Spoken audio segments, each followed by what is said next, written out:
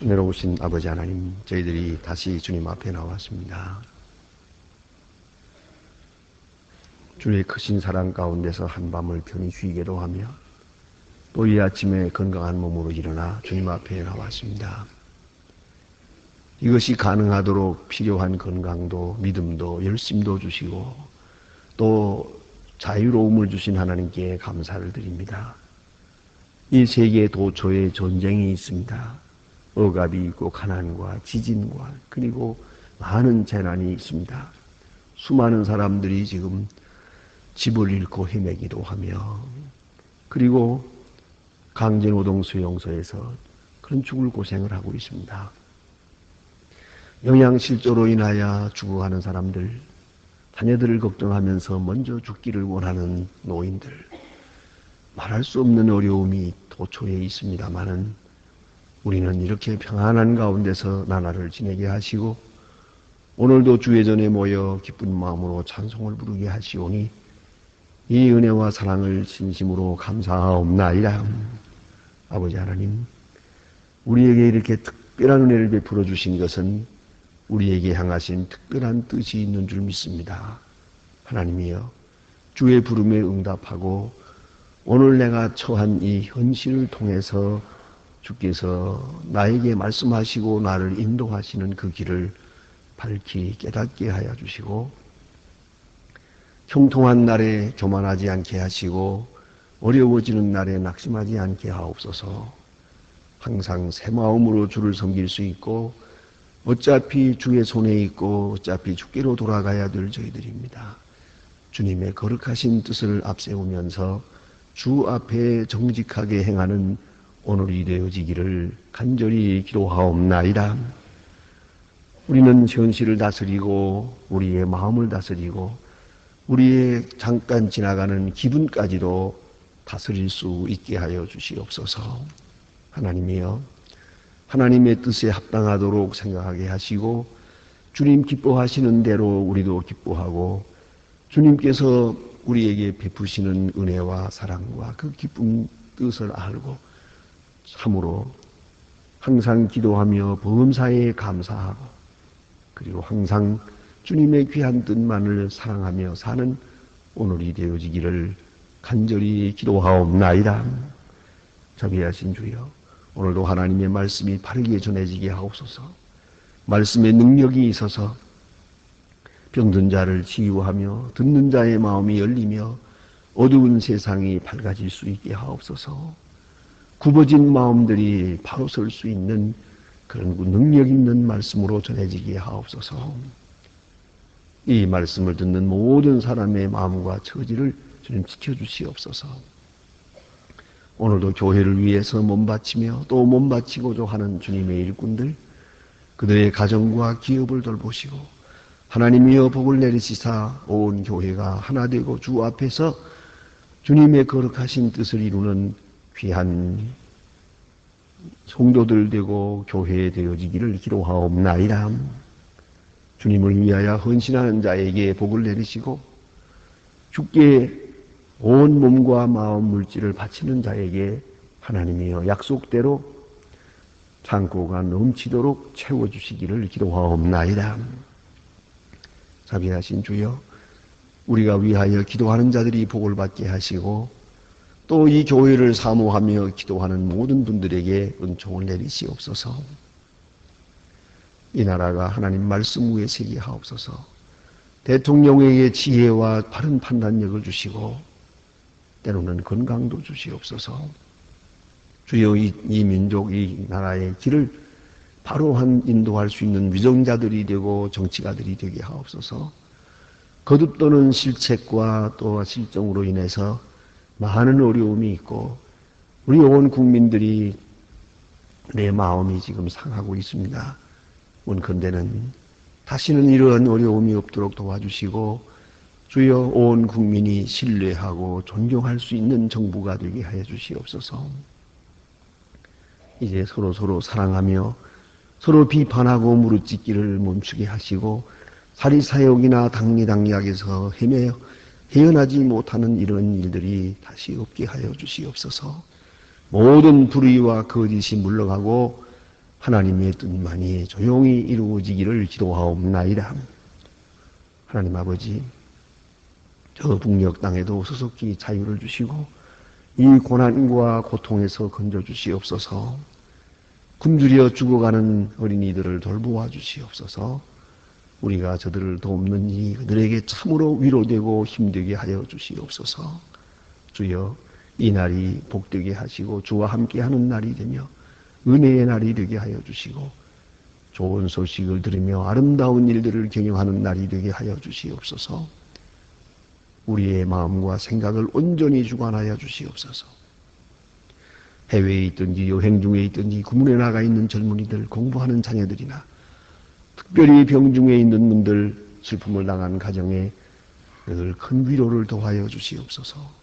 주여, 이 하루의 모든 생활을 주께 맡기오며 주 예수 그리스도의 이름으로 기도드립니다. 아멘. 하나님의 말씀 오늘도 계속해서 잠언 1장 보겠습니다.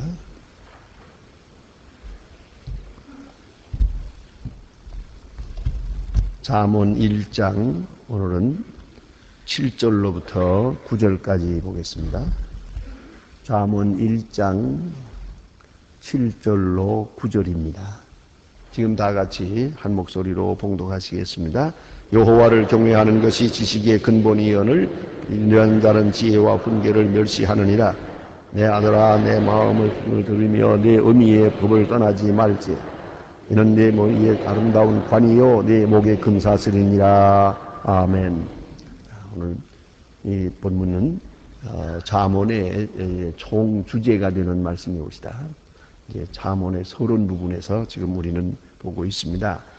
어제는 그 잠언을 기록하게 된 목적, 그리고 잠언을 쓴 저자가 누구냐 하는 것을 보았습니다. 오늘은 그 주제가 기록되어 있습니다. 여호와를 경외하는 것이 지식의 근본이오늘 미련한 자는 지혜와 훈계를 멸시하느니라. 대단히 중요한 말씀입니다. 이 말씀의 뜻이 이제 계속 잠언 전체에 해석되고 설명되고 있는 것이옵니다.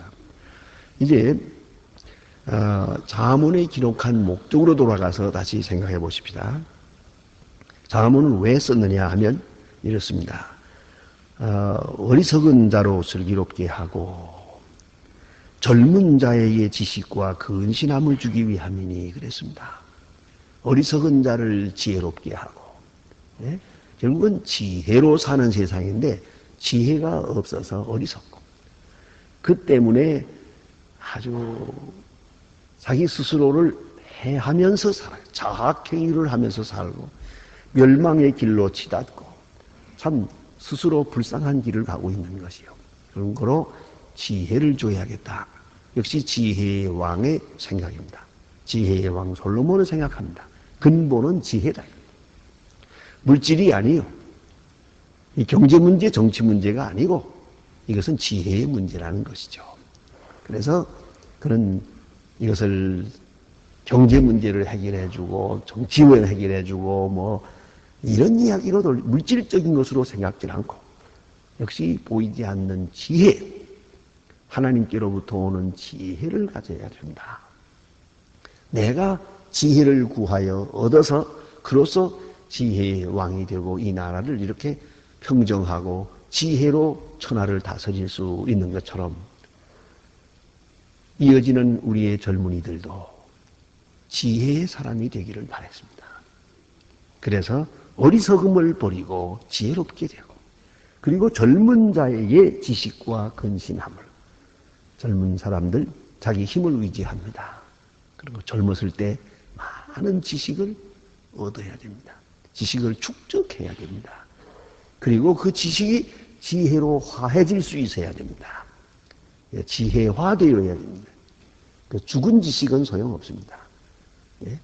지혜를 생산하는 그런 지식이 되어야 합니다.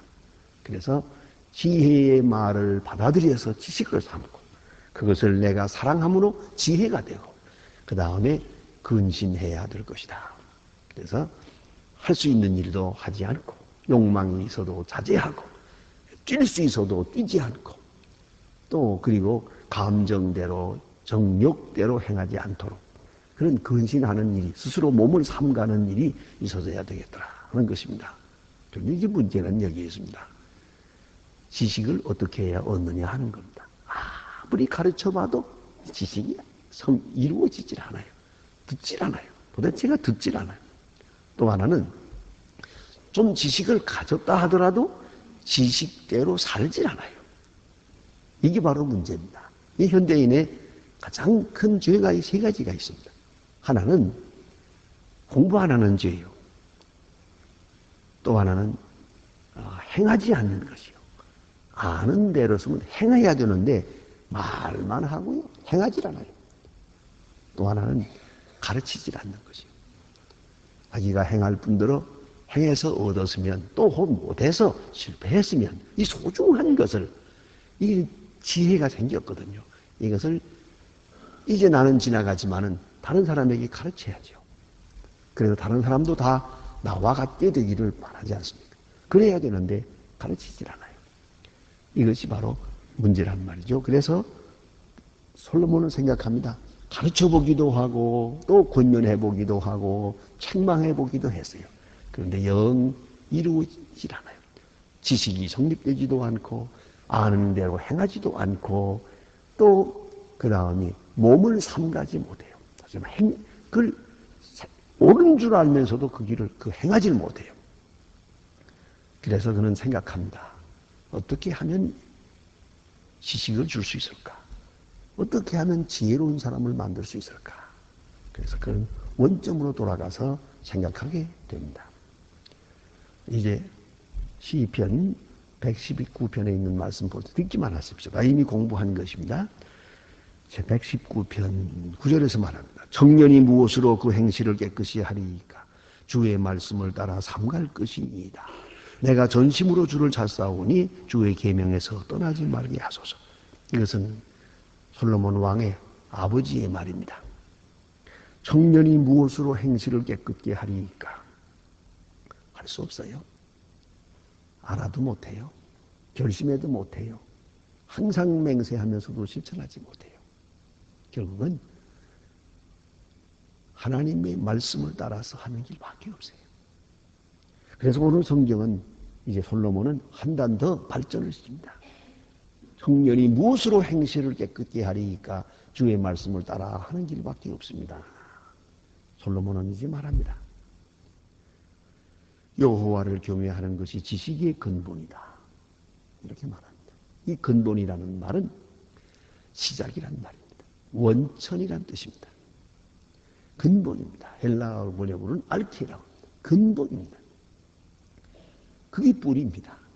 하나님을 경외하는 일이 없이는 지식이 이루어지지 않습니다. 여러분, 듣는다고 지식이 되는 게 아니에요. 마음이 있어야 지식이죠. 우리가 잘 알지 않습니까? 많은 말을 들어도 그를 사랑하는 마음이 없으면 들려지지 않아요. 수없는 말을 들어도 인정이 되질 않습니다. 그게 문제라고. 그러면 지식이 되려면은 여기에 먼저 믿음이 있어야 돼요. 믿음이 있고야 지식이 이루어지는 거예요. 여러분, 어떤 말을 많이 들었더라도 내가 그걸 믿지 않으면 무슨 소용이 있습니까? 믿어야 돼요. 믿기 위해서는 존경해야 돼요. 존경하기 위해서는 사랑하는 마음이 있어야 돼요. 그래서 믿어야 됩니다. 믿고야 지식될 수 있는 것이에요. 또 그 가진 바 지식에 또 그 다음 지식을 더하게 돼요. 지식이 지식을 낳거든요. 그래서 지혜로운 자가 되는 것인데, 이제 가장 중요한 것은 그러면 어떻게 해야 지식이 되겠습니까? 하나님을 경외해야 됩니다. 하나님을 경외한다는 것은 하나님이 계심을 인정한다는 것이요. 하나님의 능력을 인정한다는 것이요. 하나님의 심판을 믿는다는 것이요. 그리고 특별히 중요한 것은 하나님을 경외한다는 것은 하나님의 임재하심, 하나님이 나와 함께 하심을 믿고 하나님 은혜 안에 내가 있음을 아는 것이 경건입니다. 그래서 경건한 사람은 어디서든지 하나님이 나를 보신다 하는 걸 알고 있어요. 하나님의 눈 밖에 있는 게 아니에요. 하나님을 속이지 못해요. 또 하나님 앞에서 내가 정직해야 돼요. 왜? 책임을 져야 되니까. 하나님은 심은 대로 거두게 하십니다. 내가 심은 대로 하나님이 거두게 하세요. 심는 건 자유요. 거두는 것은 하나님의 심판이에요. 그걸 잊지 말아야 됩니다. 그런 거로 내가 남을 속였죠? 그 다음에 속습니다. 틀림없이 속습니다. 내가 남의 마음을 아프게 했죠? 그 다음에 내가 아픔을 당합니다. 이게 하나님이에요. 하나님을 아는 사람은 적어도 내가 심을 때마다 거둘 것을 알고 심는 거예요. 그걸 알아야죠. 남을 때릴 때에 내가 맞는 생각을 먼저 해야 되는 거예요. 맞는 생각을 못하고 때려서는 안 되는 거죠. 그걸 알아야 됩니다. 그렇기 때문에 하나님을 경외하는 것, 이것이 지식의 근본이다. 하나님을 두려워하고 하나님을 인정하고 하나님의 사랑을 알고 그 능력과 심판을 알고 그 안에 내가 있음을 알고 그리고 보면 지식이 되고 들으면 지식이 되고 또한 행하는 의지도 실천 의지도 하나님을 경외하는 가운데서 이루어진다 그 말이에요. 특별히 중요한 것은 여호와를 경외한다 하게 되면은 우리는 그 안에 있는 내 생명을 믿고 있기 때문에 우리가 앞에 되어질 심판. 이제 오늘은 젊지만 내일은 늙어요. 오늘은 살았지만 내일은 죽어요. 오늘은 일하고 있지만 내일은 떠나야 돼요. 이 모든 것을 종합적으로 함께 이해하게 돼요. 하나님의 세계에서 나를 이해하니까 말이에요. 하나님의 시각에서 세상을 보니까 하나님의 그 사랑 안에서 나를 본단 말이에요. 이게 경외입니다. 그러므로 하나님 있는 의식, 그것이 바로 경외함이거든요. 하나님을 두려워하는 마음, 그 마음을 가지고야 지식이 이루어질 수 있어요. 이 시간에 철학 강의를 하고 싶지는 않습니다만 많은 사람들이 특별히 하나님을 두려워하고 사는 것이 괴롭게 느껴지거든요. 하나님을 두려워하다 보니까 마음대로 뭐 할 수도 없고 거짓말도 마음대로 못하고 죄도 마음대로 못 짓고 벌벌 떨고 있거든요. 그래서 푸에르 바하 같은 유명한 사람이 이런 말도 하죠. 바티칸 궁전에서 교황을 몰아내기 전에 보좌에서 하나님을 몰아내라. 내 마음에 있는 마음속에 있는 하나님을 죽여라. 그러면 너는 자유인이 될 것이다. 이게 소위 초인간론입니다. 그래, 양심의 가책이 있어요. 이 가책을 이거 하나님 좀 내가 배웠더니 이거 때문에 문제구나. 조금 그 하나님을 좀 배우고 교회 몇 번 나간 것 때문에 영 이거 마음이 이거 자유롭지 못하다. 마음속에 있는 이 하나님 믿는 마음을 이걸 죽여버려야 돼요. 하나님에 대한 개념을 아주 싹 지워버리자. 그래야 용기가 있고 초인간이 된다. 그 사람 미쳐 죽었어요. 그걸 벗어날 수가 있던가요? 또 하나님 없는 무신론자들. 열심히 연구하고 과학을 발전하고 세계를 어떻게 하고 뭐 하다가 그게 그 작품을 하나 만들어 보았죠. 그게 뭐 공산당이 그게. 결국은 마지막에 굶어 죽잖아요. 공산당들이 제일 많이 쓰는 말이 뭔지 아십니까? 과학적이라는 말이에요. 과학적이라고. 우리는 과학적입니다. 북한에 가서도 얘기하면서 보니까 자꾸 그 말이 나오더라고요. 이거 듣던 말이다 어디서 그러냐. 항상 과학적이라 그래요. 그리고 우리가 말하는 신앙적이요, 경건이요, 종교요 하는 것은 그 사람들은 한마디로 다 밀어가지고 미신적이고 비과학적이고 자기들은 과학적이고 우리는 비과학적이고 그런 생각을 합니다. 그런 흑백 논리 속에 사는 거예요. 그런 꿈을 가지고 그런 멍청한 사람들이야. 결국은 굶어 죽잖아요. 여호와를 경외하는 것이 지식의 근본이요. 제가 성경을 조금 고치겠어요. 여호와를 경외하는 것이 과학의 근본이에요. 그걸 알아야 돼요. 과학이 여호와를 경외하는 가운데 있어요. 이건 아인슈타인의 말이에요. 이건 내 말은 아니에요. 과학의 근본은 신앙이라 그랬어요. 신앙이 없이는 과학할 수가 없어요. 그러니까 깊이 생각해야 됩니다. 하나님을 경외할 때 요새 쉽게 말하면 똑똑해져요. 정신 차려지게 되고요. 밝게 살 수 있어요. 왜 멍청하게 사느냐? 왜 이렇게 병신 노름을 하고 사느냐? 하나님을 인정하지 않았기 때문이에요. 하나님 앞에 하나님을 경외함을 잘 배웠더라면 지식을 얻을 수 있어요. 지식을 얻고 총명해지고 또 자기 몸을 삼갈 수 있었어요. 자기 마음을 다스릴 수도 있었어요. 그런 거로 말합니다. 여호와를 경외함이 지식의 근본이다. 그리고 여호와를 경외함이 지혜의 근본이다. 다시 그 말도 나옵니다. 이게 지혜의 뿌리는 하나님을 경외함에 있어요.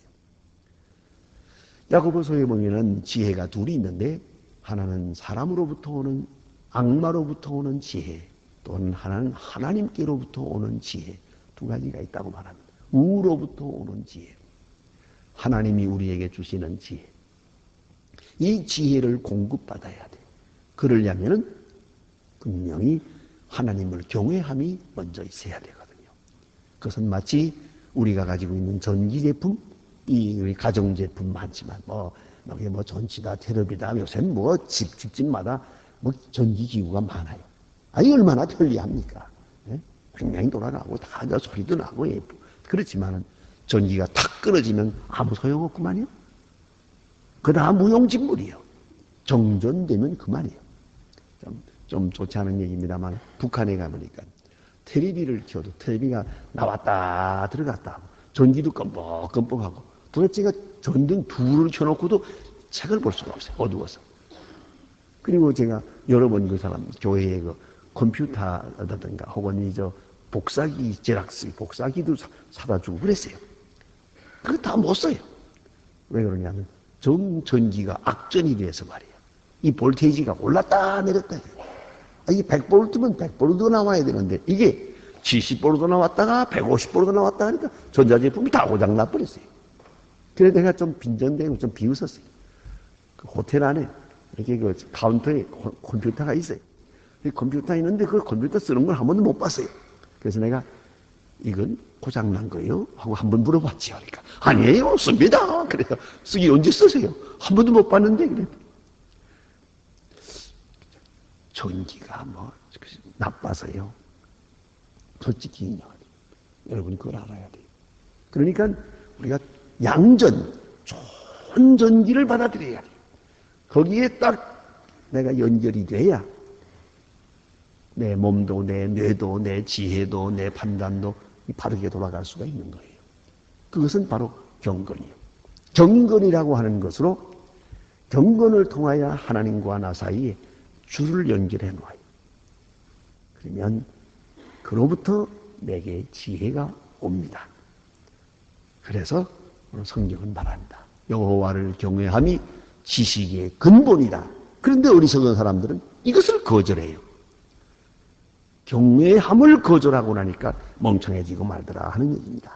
다음에 주신 말씀 보면은 그 다음으로 내 아들아 내 아비의 훈계를 들으며 내 어미의 법을 떠나지 말지어다. 아비와 어미, 이것은 이 세상에서 하나님을 대표하는 사람입니다. 특별히 어렸을 때는 아버지 어머니가 그 어린아이에게는 하나님입니다. 하나님의 상징입니다. 그 수직적 관계입니다. 그가 먼저 경험을 했지요. 그가 저들을 사랑하지요. 저가 저보다 더 능력이 있지요. 그렇기 때문에 부모님의 말씀을 잘 들어야 돼요. 하나님을 경외하니 부모를 공경하는 것으로 나타납니다. 제1은 하나님을 사랑하고 둘째 계명은 바로 부모를 공경하는 겁니다. 그걸 잊지 말아야 합니다. 여러분 잘 아시지 않습니까? 십계명을 보면은 하나님에 대한 것 있고 사람에 대한 것 있어요. 사람에 대한 것 제1조가 부모를 공경하라예요. 그런 거로 오늘 성경은 말합니다. 지혜의 근본은 하나님을 경외하고 부모를 공경하라. 그러면 지혜로운 사람이 된다. 그래서 여기 보니까 내 아비의 훈계를 들으며 내 어미의 법을 떠나지 말라. 다음에 또 주시는 말씀은 내 머리에 아름다운 관이요 내 목에 금사슬이니라. 부모님의 말씀을 들을 수 있다는 것, 이거는 그 면류관과 같은 것이에요. 기쁨으로 자랑스럽게 생각해야죠. 저는 간간히 그런 생각을 합니다. 우리 교회에 보면 요 앞에 이렇게 우리 교인들 가운데 나이 연세가 많으신 분인데도 어머님을 모시고 나와서 예배를 드려요. 그래서 아버지, 어머니, 또 그다음에 할머니, 그다음에 손자 이렇게 쭉 한 줄에 적어도 5식구, 6식구가 이렇게 쭉 앉는 집이 있어요. 늙어도 그 자리에. 그 할머니는 그 옆에 이렇게 아들 옆에 앉아 있는데, 그럼 아들도 한갑 넘었지. 그런데, 그래, 앉아 있는 걸 보면, 그 할머니가 돼서 키가 작아요. 작아졌어. 조금만. 나는 그 볼 때마다 할머니가 그렇게 행복해 보여요. 예. 그 아들이 찬송가를 찾아주고, 그러면은, 알았다, 괜찮아. 고안이 보니까 다 외운다, 그 소리야. 그게. 보여주려고 하지 마라. 그냥 부르는 거예요. 너무너무 아름다워요. 이 부모를 모시고 있다는 건 굉장히 행복한 거죠. 또 부모님의 교훈을 들을 수 있다는 건 면류관이에요. 면류관. 그걸 알아야 돼요. 그걸 알아야 됩니다. 그런 거로 우리가 부모님의 말씀을 들을 때 이걸 간섭이라고 듣는 게 아니에요. 하나님의 말씀을 듣듯이 그렇게 고마운 마음으로 면류관처럼 목에 금사슬이니라 목걸이 다이아몬드가 문제가 아니에요. 목걸이가 아름다운 목걸이는 부모님의 말씀을 잘 듣는 거라요. 그래서 오늘 성경은 지혜의 근본은 하나님을 경외하는 것이요 지혜의 근본은 부모를 공경하는 것이다. 부모를 하나님을 경외하고 부모를 공경하면 틀림없이 지혜로운 자가 됩니다. 기도하십시다.